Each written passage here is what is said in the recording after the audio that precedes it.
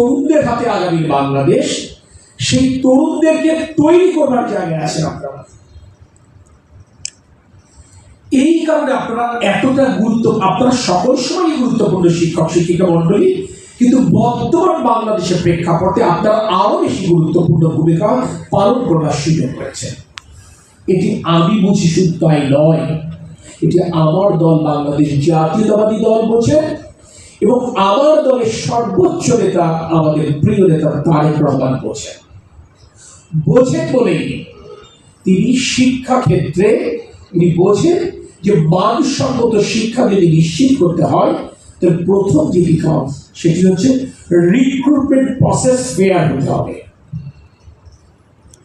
নিয়োগ প্রক্রিয়া যথাযথ হতে হবে, মেধা এবং যোগ্যতার বেসিসে নিয়োগ প্রক্রিয়া নিশ্চিত করতে হবে। এরপরে কি হবে?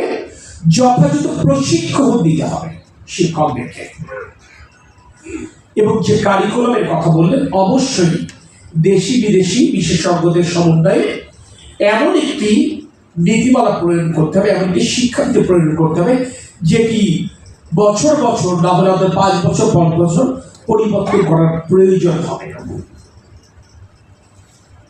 সবচেয়ে বড় বিষয়, শিক্ষাক্ষেত্রে যে বৈষম্য রয়েছে, ধনী এবং গরিবের যে বৈষম্য রয়েছে, ঢাকা রাজধানী এবং মফস্বল শহরের পড়ালেখার যে বৈষম্য রয়েছে, সেই বৈষম্য কোনোদিন একটি সুষম উন্নয়নের ক্ষেত্রে যে বড় অন্তরায়, সেটিও আমাদের উপলব্ধি করবার প্রয়োজন রয়েছে।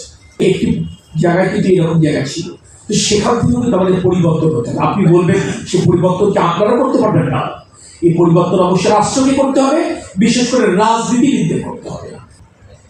আগামী জাতীয় সংসদ নির্বাচন জনগণের প্রত্যক্ষ ভোটে যে বাংলাদেশ জাতীয়তাবাদী দল রাষ্ট্র পরিচালনার সুযোগ পান, সরকার গঠনের প্রথম 180 দিনের যে কর্মপরিকল্পনা আমরা খসড়া প্রণয়ন করেছি, আমরা চূড়ান্ত করতে পারিনি, কারণ এটি চূড়ান্ত করা হবে নির্বাচনী তফসিল ঘোষণার পরপরই ডিক্লেয়ার করা হবে। খসড়া যে পরিকল্পনা আমাদের রয়েছে, আমি দায়িত্ব নিয়ে যা কথা বলছি, আমি এটা মুখস্থ বলতে পারতাম, কিন্তু আমি দেখে বলছি, সো দ্যাট আপনারা আশ্বস্ত হতে পারেন এটি আমার মন করার কোনো কথা নয়।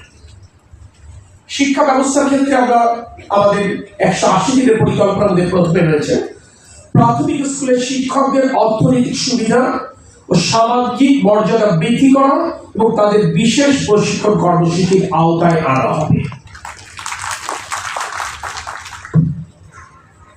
2 আমাদের যে পরিকল্পনা, দেশের ও প্রবাসী শিক্ষাবিদ, পেশাজীবী ও বিশেষজ্ঞদের সমন্বয়ে বিশেষজ্ঞ কমিটি গঠন করা হবে। মূল লক্ষ্য হবে প্রাথমিক পর্যায় থেকে বহু ভাষা, ক্রীড়া, কৃষি এবং ব্যক্তিগত পেশাগত উন্নয়ন সহ বাস্তবমূলক বিষয়সমূহ শিক্ষাক্রমে অন্তর্ভুক্ত করা।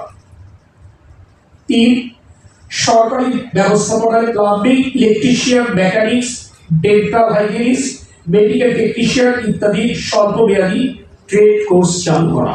আপনারা নিশ্চয়ই জানেন, প্রবাসে আমাদের যে প্রায় 1 কোটি বাংলাদেশি কাজ করেন, তারা অধিকাংশই অদক্ষ শ্রমিক, অথচ তাদের পাঠন রেমিটেন্সের এই পরিমাণ 4 থেকে 5 গুণ হতে পারে যদি আমরা তাদেরকে মাত্র 3 থেকে 6 মাসের একটি প্রশিক্ষণ কোর্সের মাধ্যমে প্রস্তুত করে আমরা বাইরে পাঠাতে পারি।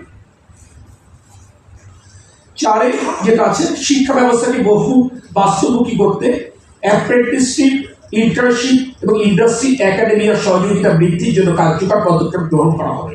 প্রাথমিকভাবে বিভাগীয় শহরগুলোতে অবস্থিত বিশ্ববিদ্যালয়গুলোর সঙ্গে স্থানীয় ব্যবসা প্রতিষ্ঠানের সম্পর্ক স্থাপন করে এই কার্যক্রম শুরু করা হবে, ফলে শিক্ষার্থীগণ হাতে কলমে শিক্ষা লাভ করবে এবং কর্মজীবনে ব্যাপক হারে প্রবেশের সুযোগ লাভ করবে। জেলা পর্যায়ে কলেজ ও বিশ্ববিদ্যালয়ে ইনোভেটিভ বিজনেস আইডিয়া বাণিজ্যিকরণ করতে প্রতিযোগিতামূলক প্রক্রিয়া সিড ফান্ডিং বা ইনোভেশন গ্র্যান্ট প্রদান করা হবে। এর মূল উদ্দেশ্য হল ক্যাম্পাসে ব্যবসায়িক উদ্যোক্তা তৈরি করা, তারা নতুন সৃজনশীল ব্যবসায়িক ধারণা বাস্তবায়ন করে দেশের অর্থনীতিতে অবদান রাখতে পারবে। এগুলো আরো অনেকগুলো আছে, আমি এত লম্বা আমি প্রথম 5টা পয়েন্ট শুরু করে শোনালাম। এখানে গুরুত্বপূর্ণ ব্যাপার, বহু বছর ধরে আপনি দেখবেন, ছোটবেলা থেকে আমার এখন আমি স্মৃতিতে ওয়ালিং হতে একটা সময়, কিন্তু ওয়ালিং এর কালচার উঠে গেছে। ওয়ালিদ হতো যে শিক্ষা খাতে বাজেট বরাদ্দ বাড়াতে হবে। আমরা ৮০ দশকে ওয়ালিদ দেখতাম। বাংলাদেশ জাতীয়তাবাদী দল বিএনপি, আমাদের নেতা তারেক রহমানের যেটি পরিকল্পনা, আগামীতে যদি রাষ্ট্র পরিচালনার সুযোগ বিএনপি পায়, আমরা জিডিপির 5% বরাদ্দ আমরা শিক্ষা